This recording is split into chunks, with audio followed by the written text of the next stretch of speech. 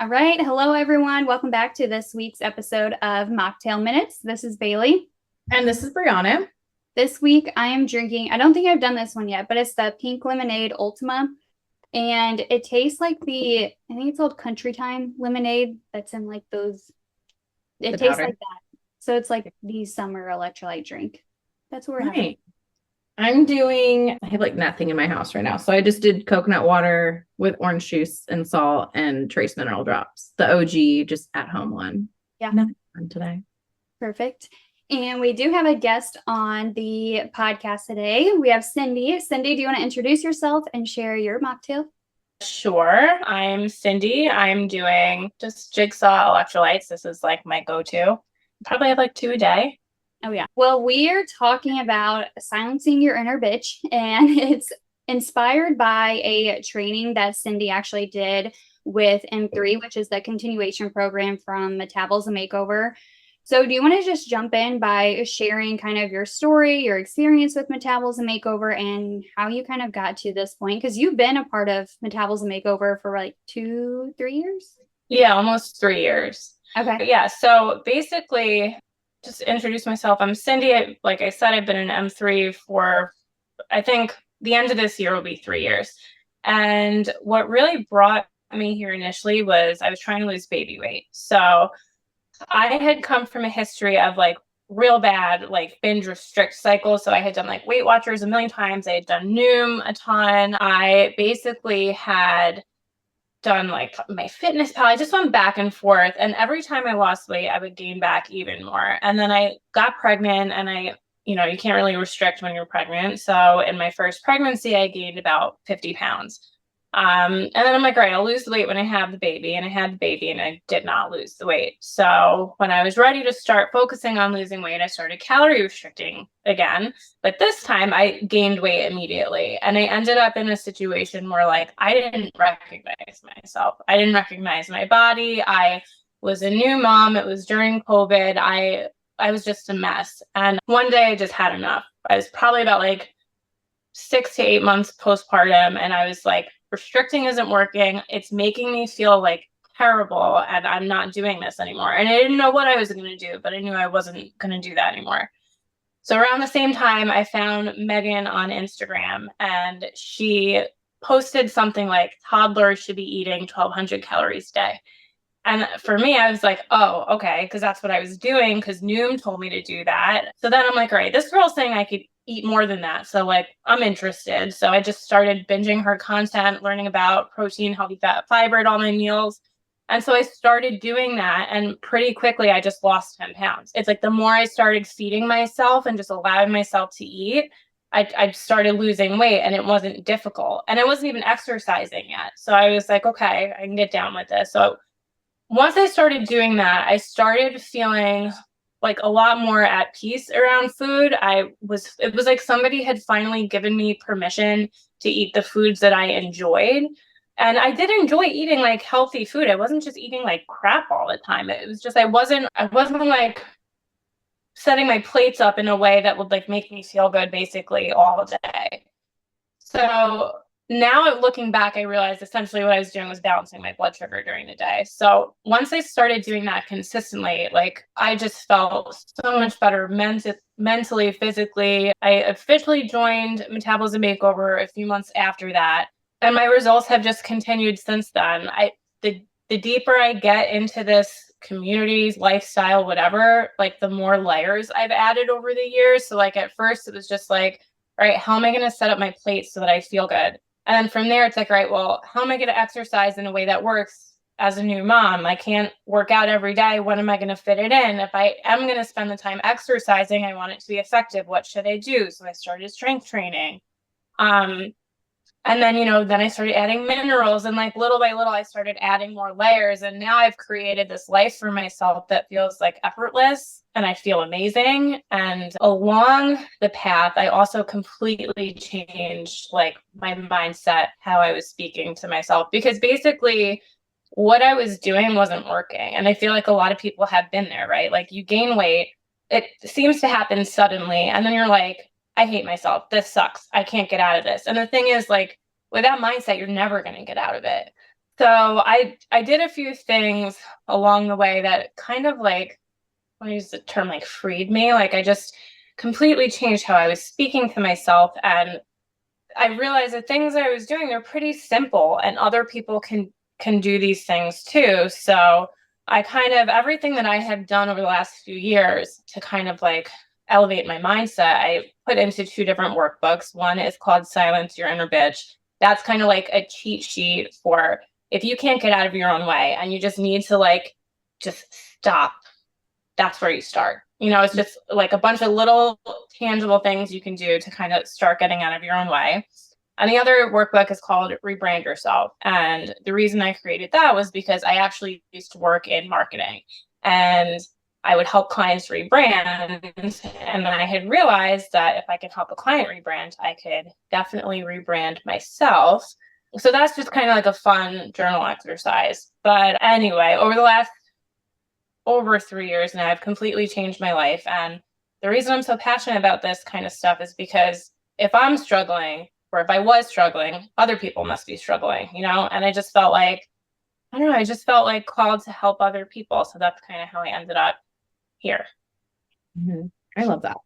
And honestly, too, I like your perspective on it because I feel like a lot of times when people talk about like mindset or doing all this, people are like, oh, it's woo woo. And I understand like sometimes it feels like you're BSing yourself. And I think you do a really good job at being like, no, like, I don't know, training your brain to be like, okay, this is it. Like you're acknowledging, I'm talking to myself like shit. You're acknowledging like this like surface level mindset isn't working. And then you're also acknowledging, I'm going to butcher this, but it's the whole like body acceptance thing.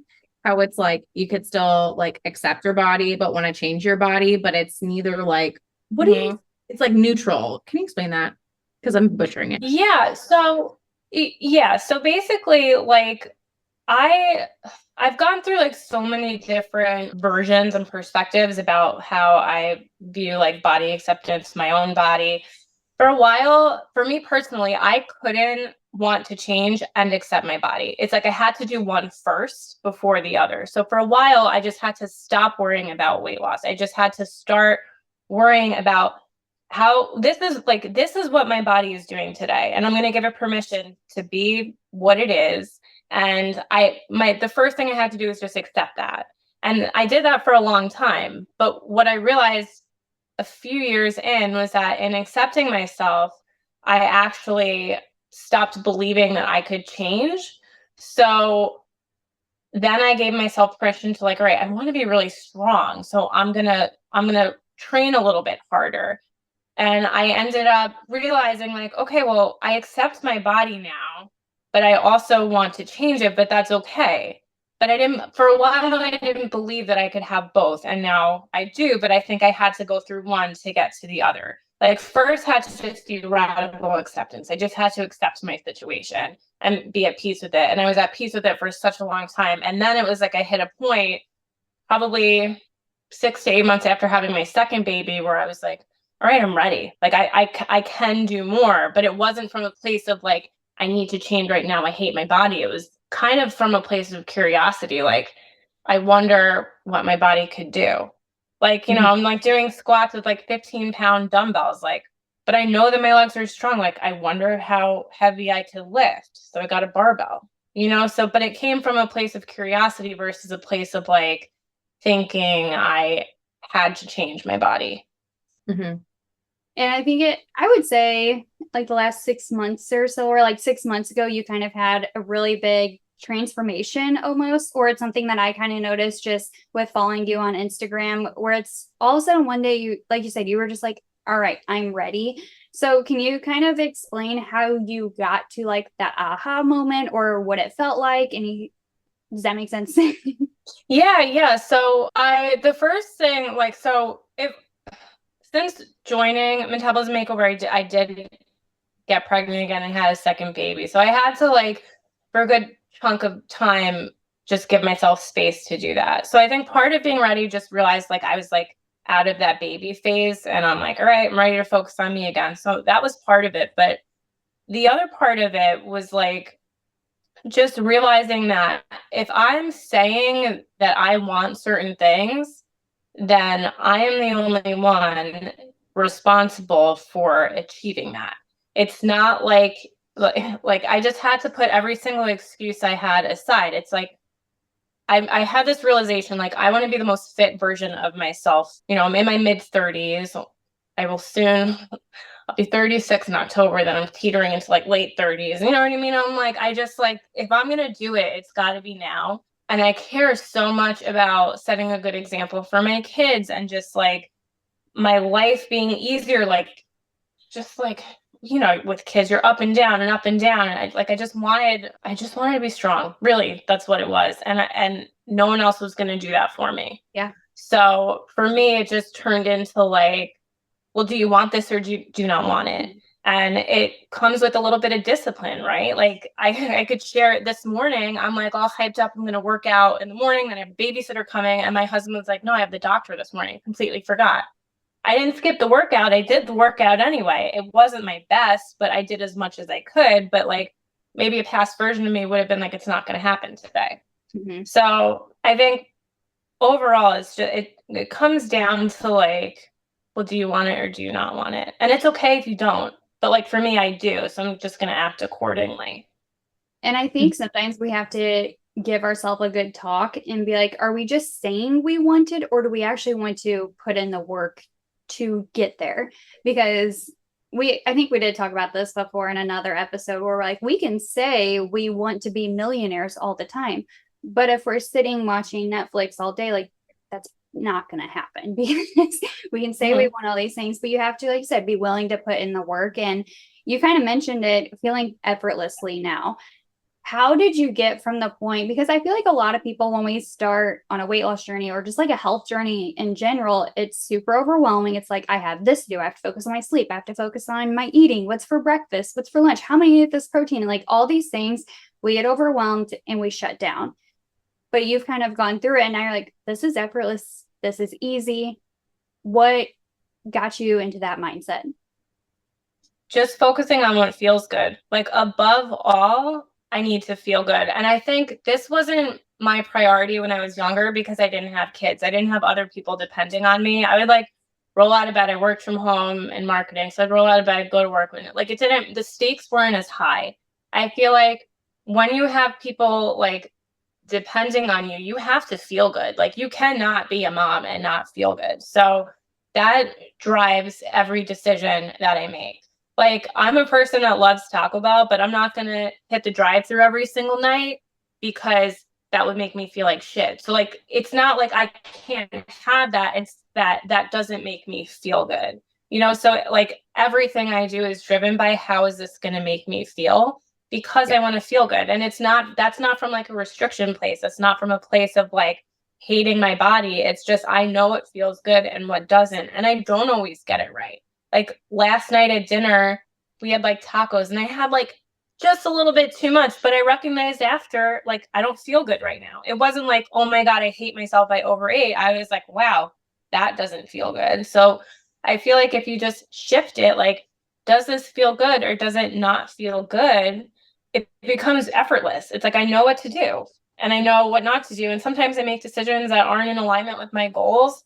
And I do my best to like make that fit and feel good. My husband and I, we joke, we have this Italian ice place 2 times a week because we would go every single day. But we both have like health goals in mind and physique goals in mind. So like we do Wednesdays and Sundays. And that feels good. That makes like our favorite things fit in without making us physically like feel like shit.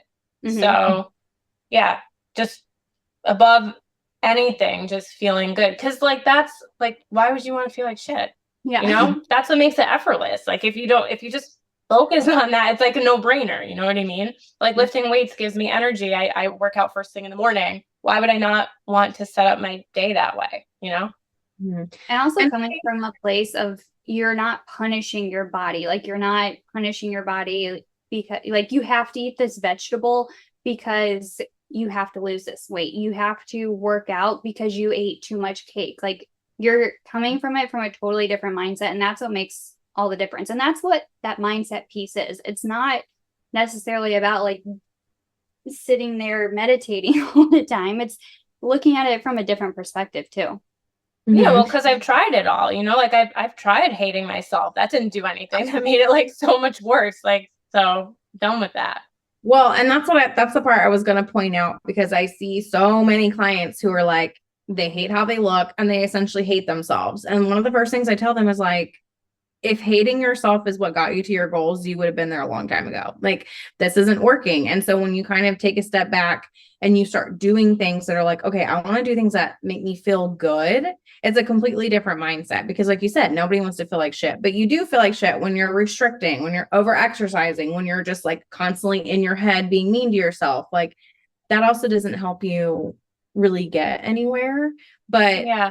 I think that's the part, I think that's where people really struggle with, like, instead of being like, what can I do to support my body? Because that seems scary. That seems scary to be like, oh, I'm going to eat more food. But the things that are needed for sustainable weight loss are all things that actually do make you feel good. But I think people are just terrified to allow themselves to try it. Well, because they don't know what to do. The other thing, and I see this every now and then, I don't want to use the word a lot, but I run an accountability group. I have like over 40 women in my group. I'm a part of a separate one from when I first joined. And, I've met a lot of people in the community throughout the years, and I've seen such transformations in other people's mindsets. But I do see a lot of the time from newer people, it's like, girl, like, you're not a victim here. Like, I feel like a lot of people just think that like they're in this body, they don't like, their genetics fucks them, they have no choice. Like, and it's like, you do. Like, I'm not going to discount the fact that it's hard, and some people like, everyone's situation and journey through this is different, but like every single person is capable of feeling good. You're just capable. Every single person is capable of making a decision that feels good multiple times throughout the day. If your breakfast sucked, like, you can still have a good lunch. If your lunch gets like, you barely get to eat, you could reframe things at dinner. You know what I mean? Like, so I feel like a lot of people allow themselves to believe that they can't change. And that is where you get stuck. And I've been there too. Like, I was saying this earlier, like, I practice such body acceptance that I love and respect myself no matter what. And I needed to get to that place, but also in accepting my body, I allowed myself to not challenge myself. So like that, like, body acceptance is so important, but you have to believe that you can change. And that's actually something that came out of a conversation I had with Seneca. I didn't even realize I had these feelings. And then I said to her something about losing like my last 20 pounds of baby weight. And I was like, I don't even think I can. And she was like, why? And I'm like, well, I don't think my body will do that anymore. She's like, but have you tried? Like, have you tried lifting heavier? And I'm like, no. So like, again, I caught myself believing that I couldn't do something. So I'm just in this phase where like, I'm done with that. Like, my goal by the end of the year, I want to be able to squat 100 pounds. I don't know why. I'm up to like 65, 70 pounds. There's no reason for this goal other than like it popped into my head and I want to do it. Yeah. But again, I believe that I can. Yeah. And you mentioned in your training with M3, kind of not thinking about all these things as so transactional. And I liked how you put it in that way, because sometimes it can be like, oh, I worked out this week twice, but where's my butt? Like, we can't just be like input, output. If it's not there, all right, it didn't work. But you're not doing it for the right reasons, you know? That just, What would be your advice to kind of stay consistent and get away from that transactional approach? Just like take it like one moment at a time throughout the day. Like, ask yourself what you need right now. Also, something that has worked for me since January that I've been doing is like taking a beat to just ask yourself what you need. Like, cause like, what, once you like do this long enough, what 30 grams of protein looks like on your plate, right? But you might not be hungry for that. And you have to like be okay with that too. Like, you know what I mean? So like, take it like one moment at a time, check in and ask yourself what you need. Sometimes what you need is like a glass of water or some electrolytes. Sometimes what you need is like a walk around the block. Like, I feel like, especially as women, you get in these cycles of like running from task to task. And did you ask yourself how you're feeling? Like, did you check in? So I feel like our bodies are telling us more than we're giving them credit for. And so I would say just take it one moment at a time. Like, are you hungry? Are you not hungry? Are you hungry for this amount or this amount? And it's allowed to be different. That was something too for me, was like, I'm allowed to be more hungry at sometimes and less hungry at other times. And I'm allowed to also trust that I'm capable of figuring it out. And if at the end of the day I'm still hungry, I'll eat. You know what I mean? Like, it doesn't have to be so, it seems so like dumb. You know what I mean? It's like, it seems so like you're hungry, you just eat. You're not hungry, you stop eating. But I don't know. But one moment at a time.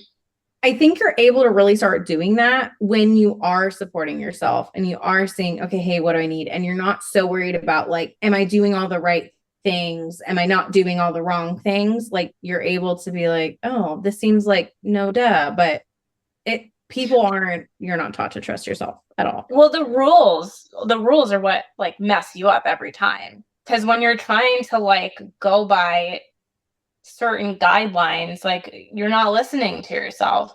I think that's a trap a lot of people, myself included in the early days, might get into first starting is like, these are some guidelines that are made to help you feel good, because a lot of people aren't eating enough. But like, you're allowed to like not be hungry for something or be more hungry. Like, you're like, there's flexibility. And I feel like when you're coming from a history of dieting, it's so tempting to make everything Megan says Bible. And like, whereas it's like, yes, these are the guidelines, and also listen to yourself. You know what I mean? And I feel like that's for like newcomers, that's where a lot of people might get tripped up. It's like, well, she said I had to do 30 to 40 grams. And it's like, I only had 20, so I failed at breakfast. It's like, well, were you hungry? Did you make it to lunch? If you did, then you didn't do anything wrong. Mm-hmm. Bailey, maybe I'm sure you've like ran into this, but sometimes I feel like a big part of my coaching is telling people like, because people are wanting am I doing it right? I need to know I'm doing it right. Am I doing it right? And they want tell me exactly how to be doing things so I know I'm doing it right. And a lot of it is me coaching them like, okay, let's tune into things, because your body is telling you if you're doing it right. Like, it's not, is it perfect on paper? Because it has nothing to do with you. And it's a lot of like, okay, we're giving you these guidelines, we're helping you with these implementations, but really the ultimate right thing to do is you need to tune into that. I always ask, I'm like, okay, well, what makes you feel like you're doing it wrong? And like, well, I feel super good. Like, I have more energy. I'm getting good sleep. I'm like, so it sounds like you're doing it right, type of thing. Keep doing your thing. Yeah. And even if, like you said, we give the guidelines, even if you're not to those guidelines yet, that's okay. If you've been under eating for a long time, it's going to take you time to get up to what your body probably needs. I don't want you eating to the point where you're getting sick. And that's where, we do need to do check-ins with ourselves. Even me as a dietitian, I check in with myself because our lives are always changing.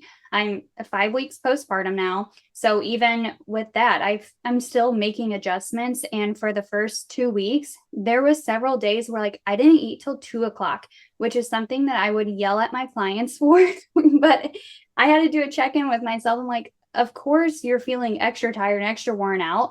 You're not eating, and you're also trying to feed a baby, like, duh. And I had to get called out from Josh for it and from my mom. And like, what would you tell your client? I'm like, I'd be like, why the heck aren't you eating? That's why you don't feel good. So we do little check-ins with ourselves too, just to see, okay, what is actually going on here? And sometimes, we might need a glass of water or just step outside in the sun. Some fresh air. Well, and I think, and people don't like hearing this because it scares them, but your needs change. And what might have worked for you in a certain season of life, as your body changes and everything changes, it might be different. And until you get comfortable with being like, okay, I'm going to check in with what I actually need and I'm going to fall in line accordingly, that seems like terrifying, to be honest. Funny you say that, because I listened to a podcast. I wish I could remember where it was, but the girl was like, you need to eat for the season you're in. And that's kind of like, it's so true. Like, you're going to eat more when you're pregnant and then postpartum. And like, there is an adjustment period for me, especially like I realized it was probably about like 8 to 10 months postpartum with my second, where I was like, I might be overeating right now. Like I might, like, I don't think I need, because I had stopped breastfeeding, but you get in these like habits of like, this is when I eat. And then I dropped my like after dinner snack and I was like, wow, I'm not actually hungry. Like it was like, no, I was like, wow, I guess I was in a habit of doing this, but I don't need it. And so it was, you just give yourself permission to like change based on your situation. Yeah. The other thing this woman said was, are you eating for your age? Like, are you eating, for example, for your 35-year-old version of yourself? Or are you trying to eat for like your 20-something version of yourself? Like, are you taking into consideration everything that you do right now in your current life? And are you supporting that versus like, well, this worked 10 years ago, you know? Yeah. And the fact is, like, you can get away with more things when you're in your 20s versus like when you're in your 40s or 50s. Like, that's just part of life. Don't shoot the messenger. It's just how it is. But even if you're in your 20s, I mean, my sister, she's 21 and I've helped her adjust her eating as an athlete. She's like, I feel so much better and I can run through my whole entire soccer game and I don't feel like I'm passing out. Like, imagine what changing your food up and not eating a large pizza before a game does for you. Even though you could get away with it, I always think about that. I'm like, man, if I would have just eaten appropriately when I was in my early 20s doing sports, what a difference. Yeah. I remember for lunch in high school, I would eat 2 cookies and like a Bosco stick, and that was my lunch. No wonder I was so tired. Yeah, it's like, why are you tired after school, or like soccer practice is so hard? Yeah. Uh-huh. Well, it's funny. My whole life, like even with my friends, my catchphrase was like, I'm so tired. Like I was always the tired one. I'm like, well, I'm the one that's like seriously restricting my food and like I'm doing this to myself. not that person anymore. Yeah. But it's like, you know, you're like, no, it can't possibly be that I've only had 1,200 calories today. Yeah. It must be something else. I must be broken. A good conversation. Thank you so much for joining us. Kind of speaking of that, do you want to just end it with what has been the best things that have happened to you since joining Metabolism Makeover? Like, what has changed about your life? Okay. So I'm just going to say the mind, and a lot of people don't want to hear this, but the mindset stuff has to come first. It just has to. You just can't look in the mirror and hate yourself and think that that's going to drive you to change. One thing that I've said in a bunch of my trainings that I've done is the one phrase that changed my life was, we don't talk like this anymore. At the time, I didn't realize it was like a mantra or whatever, but basically what I was doing was every single time a negative thought popped up in my head about myself, I would say, no, we don't talk like that anymore. I just wouldn't entertain it. I was just done. And the more I did that, the less these negative thoughts came up. So for anyone getting started, my recommendation is borrow that mantra, drop it anytime you're about to like shame yourself, just say that and end it, because once you stop like hating on yourself, you give yourself so much more freedom to like explore what you actually want. I will say, so I told you in the beginning, the workbook that I made called Silence Your Inner Bitch, it's all strategies like that. So to answer your question, like literally everything that I did for myself, I put in that workbook because I figured if it helps me, it could help somebody else. The other thing I would say is, like, we didn't quite talk about this, but you can rebrand yourself at any time and it's really fun. When I used to work with brands as clients, when I was in marketing, basically I would get a new client, and when they were onboarding me so that I could take over their like social channels, they would tell me like what their brand voice was and what their brand guidelines are. Like, you would embody the brand as like a person. Like, this is how the brand speaks. This is like everything that kind of describes our lifestyle. And so you could do that for yourself. You could just like make a list of things that are on brand for you and stick to them. You can also make a list of things that are off brand for you and stick to them. I do have a workbook called Rebrand Yourself that explains how to do that, but it's a really fun exercise. You don't even need to purchase it. Just like write a list of what's on brand and write a list of what's off brand. Stick to it for a week and just like watch your life change. I wish more people realize that like it takes a little bit of intention, but it's completely possible to change your mindset, and you're not going to lose weight unless you do. That's like kind of the don't shoot the messenger thing. Like if you hate yourself, you're not going to lose weight, or maybe you will, but you're not going to keep it off or be happy while you're doing it. Yeah. I mean, let's be real. Like, I don't know, does talking to yourself like an asshole feel good? Like, does it? It doesn't. It feels like terrible. Right. It does. Oh, also, the last thing I'll say is don't use your journal as a burn book. Like, you don't sit down to journal and then talk about all like the shit you hate about yourself. Because I used to do that, and like, why? You're just like reinforcing the bullshit. So I like that. That's a good point. I don't use it as a burn book. I like that. I mean, when I look back at my old journals, it's like, I don't know why I'm keeping these. It's like horrifying, but I do want like some memories in there. But like some of the stuff I used to say about myself is untrue and just mean. So yeah. And then you're still putting it out there. Yeah. It's like, how are you expecting to change? You're just reinforcing the same loops over and over again. Mm-hmm. I think that's important to realize. Like, you can get out of those loops, but it does take some intention. It's not going to be just because I want to feel different. It's going to be automatic. Like, we have to rewire the way that we're thinking, and that helps us do different actions. And then, is it on brand for me? Like, that's something I've been doing lately. Like, this isn't on brand. I'm not someone that does this. I'm just not. And it can become like a really fun exercise. I like to do it when the seasons change. Like, I do it for summer.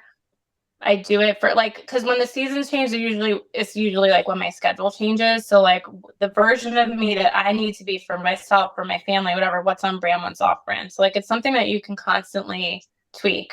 You know, what works at one time might not work at another time. I think that's the other thing, is like, you need to give yourself permission to evolve like frequently based on like your, not only like, I don't know, your habits, but your perspectives, everything. You just gotta, it doesn't have to be so hard, you know? Mm-hmm. Yeah. I like it. I like how you've been sharing it on Instagram. Like, you're like, this is not on brand for me.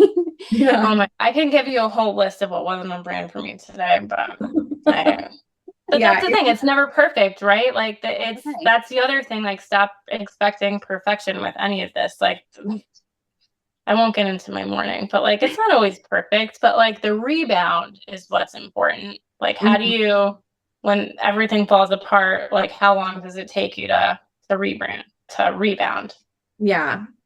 Now, if you guys don't follow Cindy on Instagram, you should. We'll put your handle in the show notes, but I like, because you'll be walking through like real life things. Like, hey, this is what happened today. This is how we're reframing. This is how we're, I could have done this. I wanted to do this, but instead I used to do that. Yeah. And I think it's helpful for people to see like, oh, okay. And then it's like, maybe I'll try it. And then, well, because you have more control than you think, right? Like, you create your entire life in your mind. You know what I mean? Like, how you perceive things, it like dictates your reality. So I wish more people like understood that. We all have people in our lives that are like constantly the victim, right? And it's like, do you like that? Does it feel good? Or do you want to maybe like just change how you're thinking about this a little bit, so that like your life is a little bit more tolerable? I could talk about that for hours. Yeah. And some people aren't ready. Some people like it. And for those, this doesn't apply to you. Yes. Well, thank you again for coming on and joining us today. And we will talk to everyone next week. Hope you have a great rest of your day, and we'll see you soon. Sounds good. See ya. Bye. Bye.